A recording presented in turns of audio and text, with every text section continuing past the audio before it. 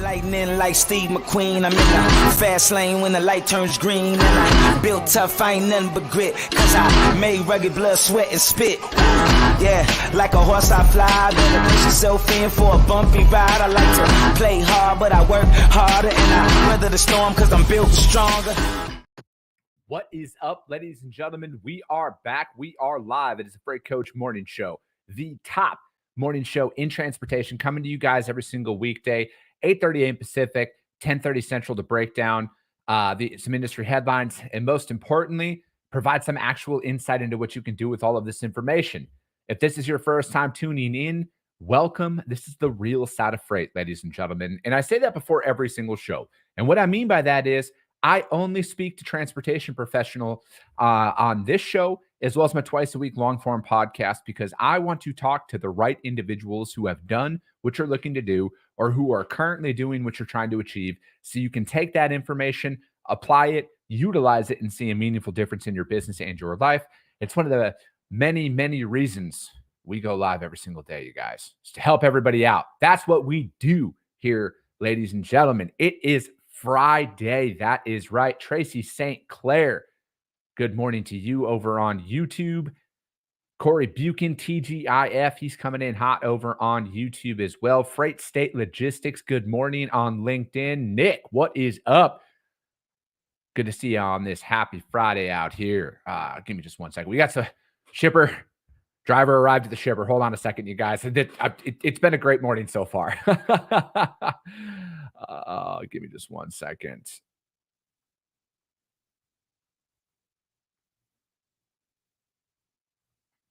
All right. I appreciate that, Freight State Logistics. Thank you so much. Friday. It is Friday, you guys. And yeah, I got a new podcast that dropped this morning with Brendan Dawson. So Brendan's got a great company out there called Accident Plan. And, unfortunately, there are accidents in this industry, and there's some processes that, you can follow in those moments. It was a fascinating conversation because I've never talked to anybody out there who does what he did. And, he was actually, I know we all remember, and if you don't remember this, but on a couple of years ago in Colorado, there was a major, major accident that happened that resulted in multiple fatalities.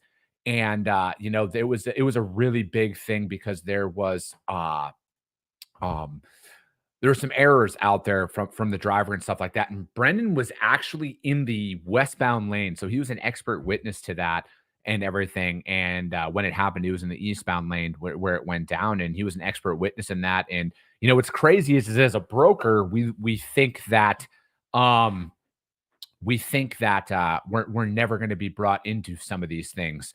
And there is, in that case in particular, the broker whose freight was on that trailer was sued. There was a bunch of stuff, and it was really, really eye-opening out there. So I think that, from my perspective, we really got to pay attention to this, and then it was a great episode that's available on iTunes and Spotify, you guys. So check that out. Thomas Weirden, happy Friday. Stephen Tittle says, Q&A me. We have questions. Chris, you want answers? Me, I want the truth. Chris, you can't handle the truth. Happy Friday. Flo, what is up? Good morning. Zena coming in. Good morning, Chris, and everyone. She says, happy Friday. Hey, Zeus Gill, what is up? That's right. He says, yo, Freight Coach, your boy with the chiseled jawline is back. Get some. Good to see you, man. Hey, Zeus, thank you for tuning in. We got a quote coming through, you guys. That's right. We got a quote coming through. All righty here. Here we go, you guys. We are good. We're coming in hot. We're going to win. We're going to win multiple shipments here today, you guys.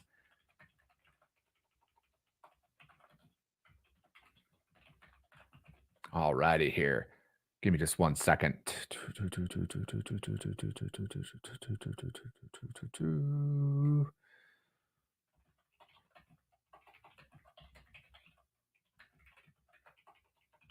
All right. Perfect. There we go. That's right. Yeah, that's right, Thomas. We're going to win some freight live on the show. All right. So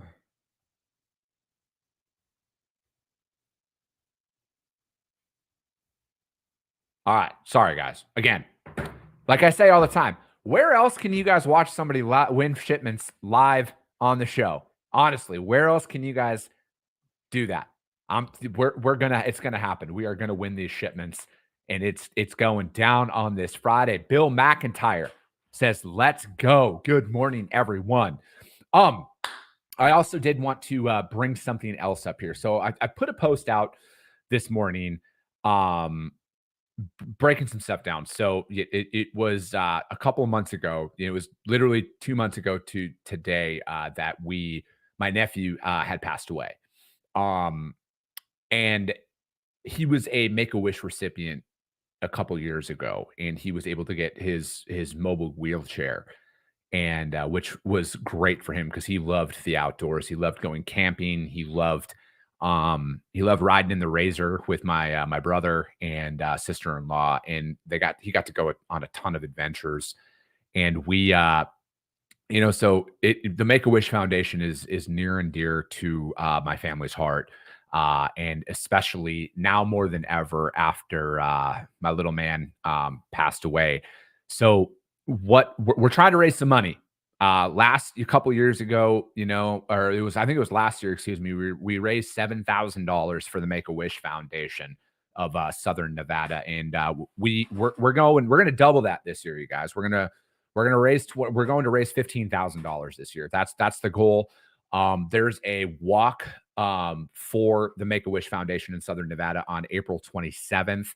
So we got a couple of months here, and it's been ever since I put that post up, you guys. We've already raised over $2,000 in 2 hours, and we're gonna hit $15,000. But I put this up here, so obviously I have my podcast here.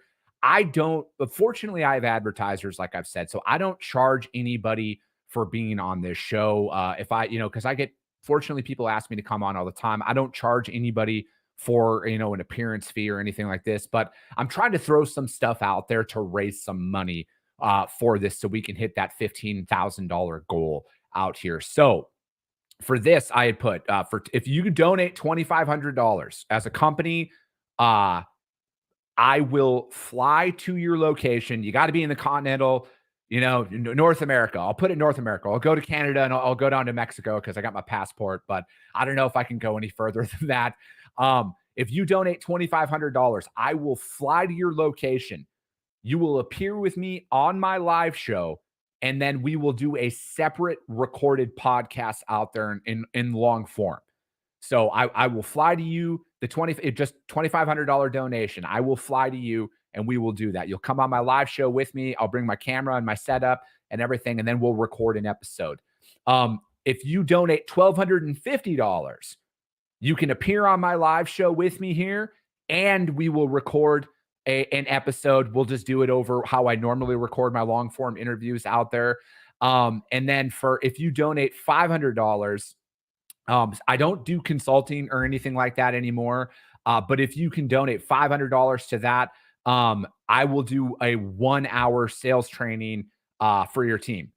And if it's just you as an individual, 2 30-minute calls. We can just break it up. We can do 2 30-minute calls for a $500 donation out there. And we're going to drop the link, and we're going to drop the link in the comments here. I'm going to throw it up in the show notes, and I'm going to throw it up on my YouTube channel. And frankly, you guys, any amount is very, very appreciated. I know how things are out there. Any amount is very much appreciated that you can do.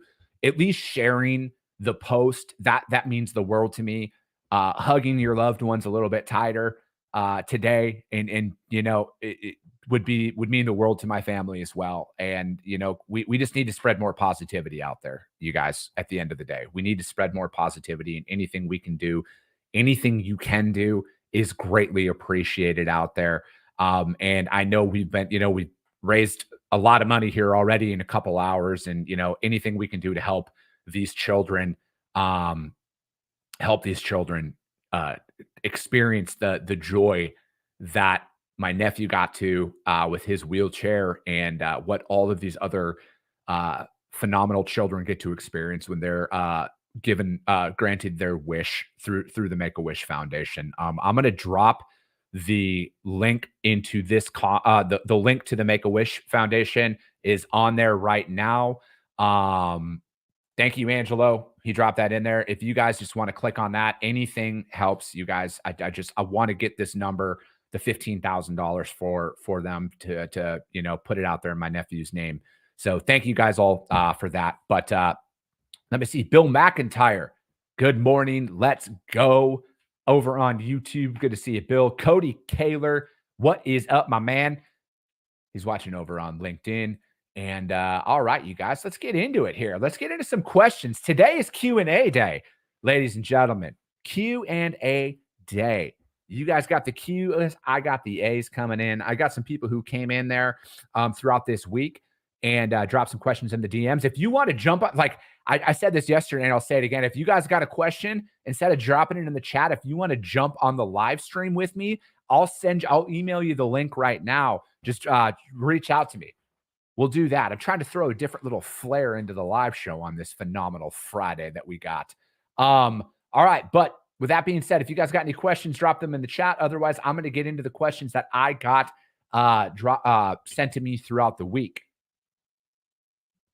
First one that I like. I get this one a lot, but because it is about sales at the end of the day, is they want to know what they can say on a cold call. Let me see here. Matt Solip. Gosh dang it. See, you gave me props for saying your name right the other day, Matt. Matt Solefsky had said you were saying that that a driver just arrived at the shipper. Were you texting the driver? Yes, we were. We were texting with the driver, and they let us know. So from a communication standpoint, every time we book a load, and I don't even know if you're asking this, Matt, but I'm going to answer it the way that we operate. So when we book shipments, obviously this is with a regular carrier of ours. So I want to be abundantly clear. We've worked with this specific driver like 7 times now. And what we do is when we book loads with carriers, we let them know like, hey, we need you to let us know when you arrive. We need photos of the load. We go through our entire spiel prior to even sending over a rate confirmation. There's no surprises that come out there or do any of that. So we just kind of throw all that on there, and that's what we do. So the driver texted us when they arrived, and then he's going to send us a photo when the freight is on the trailer, and then he's going to send us another photo when the load is secured before tarping. He's got a Conestoga, so he's not going to send us a photo of the Conestoga extended back. But yeah, we go through that every single time. And then throughout the weekend and stuff, since this is a weekend run, we're going to let the receiver know. We're going to send them updates out there, because a lot of this with my freight, we go to job sites. So we need to communicate constantly with receivers. Obviously it's going to be separate from our customer. So we'll send multiple updates throughout the weekend, and we'll just go through all that. And we lay all that stuff out there prior to booking the load with the carrier, because, who likes a surprise at the end of the day? Nobody likes surprises. And that's what we like to do. And then what we do is we just kind of follow them. And as the more and more we work with carriers, we were able to build up that routine. And that's one of those things that, you get that way. And, because like with this carrier in particular, Matt, they reached out to us last night before we even knew that we had this shipment, because, in the real freight world, you guys, everything's not all laid out there. A lot of it's last minute. And, so this guy reached out to us last night and said, hey, I'm going to be in Colorado. Let me know if you have anything. Lo and behold, 7 a.m., customer reaches out, says, I got a shipment for you. By 7:01, we had the shipment covered, so it was that easy. And it always sounds a lot easier than it is, but that's how we did it. And, just like yesterday, similar situation, different customer hit us up and said, hey, I need a truck here within 2 hours. There's a storm coming in. We need to get this loaded and on the road. We wanted to wait, but that's not happening anymore. So we got a regular carrier of ours that was in the area, and they're made it in there. They're going to be delivering here. They're probably on site at the receiver right now at this point. So, and this all happened within a 24-hour period, right? So the customer comes in and says, we got a load for you. I need it picked up in 2 hours. We got it in there within 2 hours, got it loaded, secured, driver's already on site at the receiver. Again, this is all perfect world. scenarios out there, but this is the real benefit of working with the same carriers time and time again, is because when you identify the ones that will operate at a high level, obviously we pay them, right? We take care of them, but this is the level of service that I expect to deliver every single time to my customers out there. That's what I sell on. Frankly, at the end of the day, I sell on the fact that good, bad, or indifferent, I am going to let them know what's going on no matter what. I'm going to do that for them. And yeah, operational excellence, you guys, that's what I strive for. Steven Tittle says photos are the best because they also give you a timestamp in the properties. That's a fact, man. All right. So, question that I got was, what can I say on a cold call? I get this one often. And, from my perspective, you got to practice these things, right? Because there is no silver bullet of just say this and you will find success in sales, right? Like there's not this one line that you can say to all these shippers and voila, damn, you said it so good. Here's all my freight. That's not the way it exists. I practice this, right? Like if somebody followed me with a camera, you guys would probably think I'm psychotic because like I literally talk to myself when I'm like doing laps and stuff and I'm going through my pitch. I'm going through hypothetical conversations that I might have with a customer if I have a build up to a call kind of before them. So I always break my calls down when I'm practicing them in multiple different pieces. So it's always like kind of the main introduction. I practice introducing myself. Hi, my name is Chris. I'm the founder of Freight Coach Logistics. We're a third-party freight broker that specializes in open deck and heavy haul transportation. I get that because I want to rattle that off because it's inconvenient when you cold call somebody, right? Like they're not sitting there waiting like, damn, you know what? I really hope that freight broker with the chiseled jawline calls me. What's up, Jesus? That doesn't happen. So when I get them, I got to get to the point. And it has to be like, and I'm not saying that you can't stutter and lose your train of thought because I've done all of that, but I want to practice that because when my number is called, when somebody answers, it's an inconvenience that you're calling them. I want to be prepared in that moment. So it's always, hi, my name is Chris. I'm the founder of Freight Coach Logistics. We're a third-party freight broker that specializes in open deck and heavy haul transportation. And then I will say something about their commodity, right? Because I'm not just going to call somebody and be like, tell me about your business. What do you guys got? Why are you wanting to talk to me? Stuff like that. I want to go in there because if I'm calling somebody who specializes, like it makes concrete barriers or precast concrete, I'm going to let them know we specialize in hauling precast concrete. I'm going to throw that in there because I've done my research on there. I've actually done a lot of precast concrete. So I'm not just blowing smoke or anything like that because there's always something that will come along after that. But I think if you just break down your call into, hi, my name is, insert your name and the company you work for, break it down like that. Then you throw in the body of it. Why are you calling? What do you specialize in? And then lead in from there because it's going to throw most people off when you're actually prepared when you go into a cold call because most people are like, and then they stutter and stammer over themselves. So I think from my perspective, just break that down like that. That's what, and then that's what you say on a cold call, right? I don't say anything different, right? Like I'm not going in asking somebody, how's the weather? Like, hey, what's going on in your world today? None of that stuff. I want to go in there with straight value. This is who I am. This is why I'm calling. And that's it. That's what I focus on when I'm doing that. So whatever you say in your cold call, say you do reefer freight, for example. Hi, my name is Chris. I'm a third-party freight broker with Freight Coach Logistics. We specialize in moving refrigerated freight, primarily food. Insert cheese or produce or dairy, whatever the hell it is, right?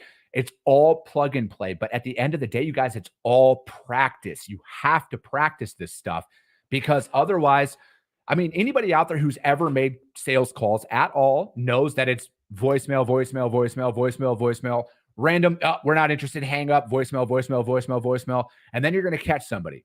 And you have to be prepared in those moments to be able to at least say your spiel. And you have to have your pitch. It doesn't have to be extensive. It doesn't have to be anything. I am who I am at the end of the day. And I know the reality is the big majority of why people will want to work with you is because they think that they like you on the phone, right?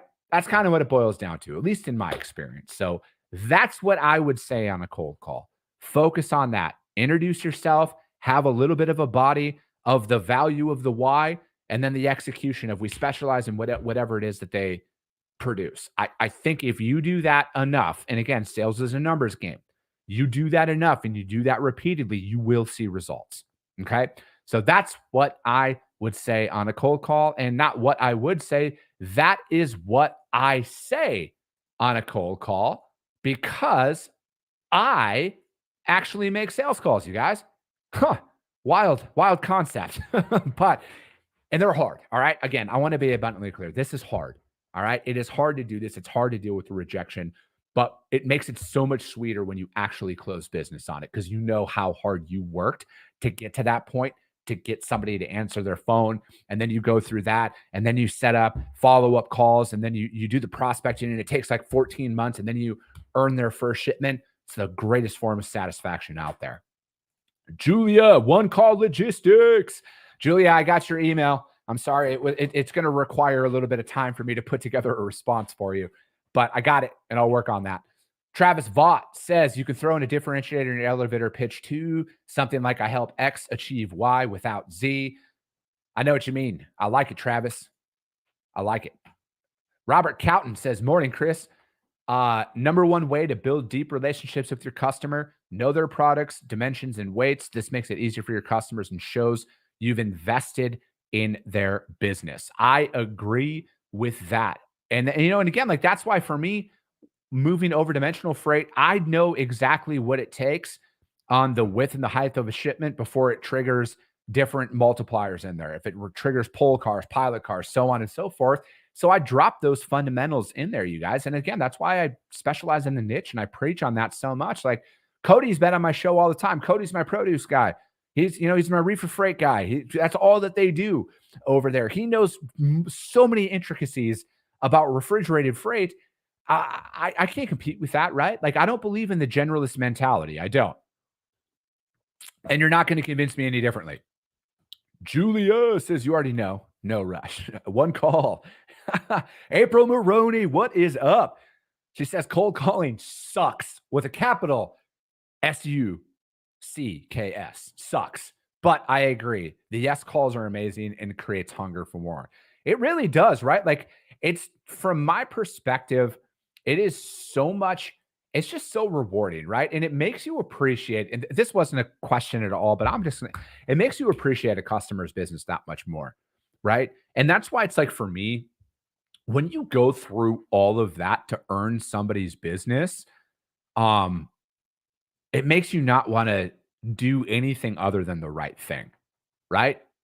Doing anything other than the right thing in those moments, because you know how hard you worked to get to that point, and you do not want to risk that for anything at all. Robert says, how to send your quotes, TMS or email. Do you save notes, miles, potential carriers for each quote? I do not track all of that, but my business partner, Angelo, tracks all of that because he's a nerd.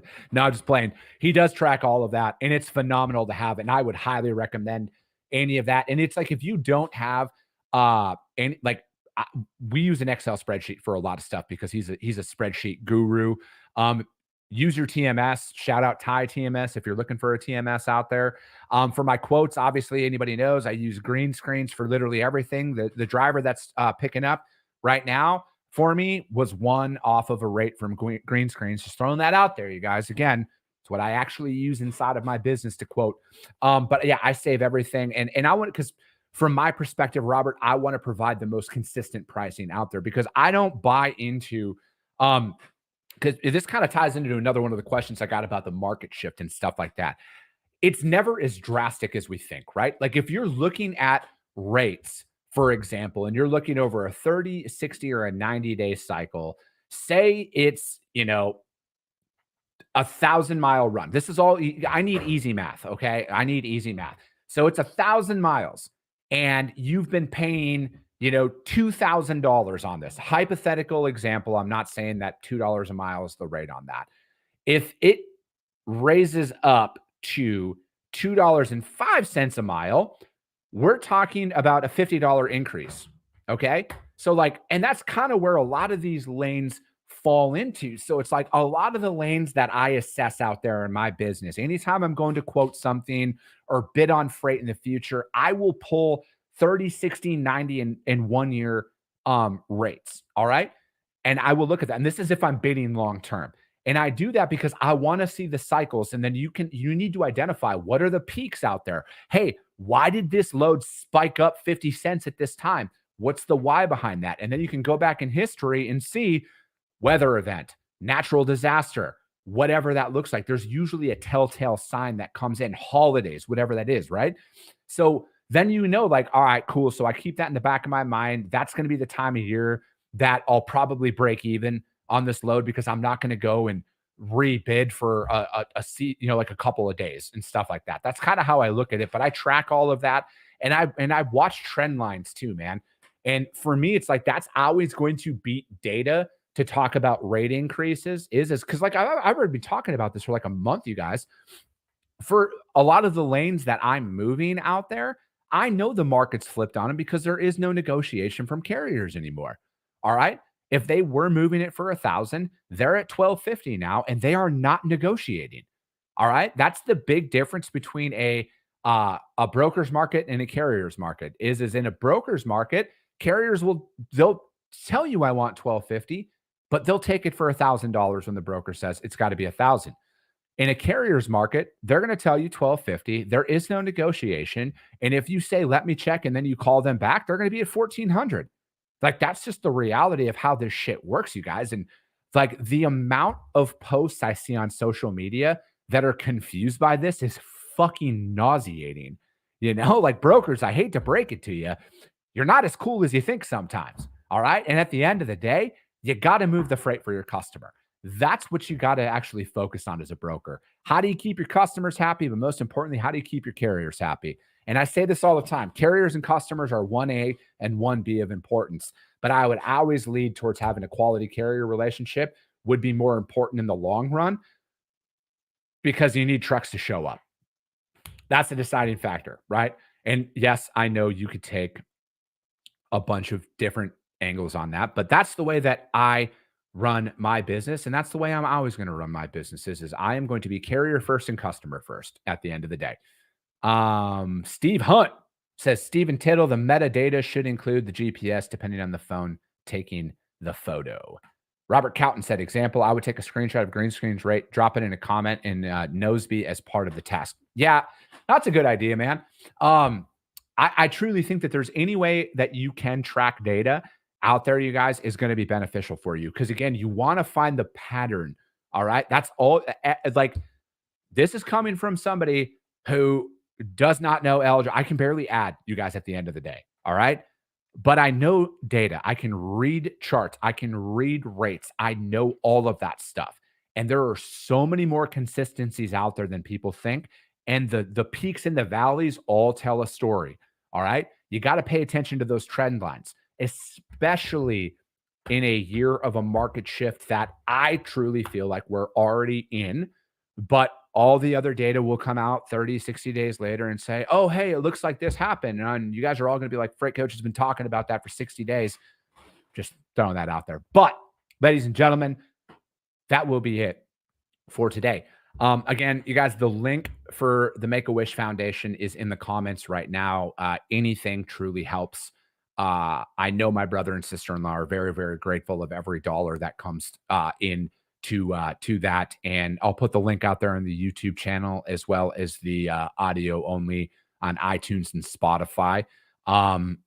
And yeah, anything helps, you guys, even if you can just share the post out, share that message out. I just want to bring as much joy as we can to another family out there in my nephew's name. But that will be it, you guys. We will be back on Monday, 8:30 a.m. Pacific, 10:30 Central, you guys.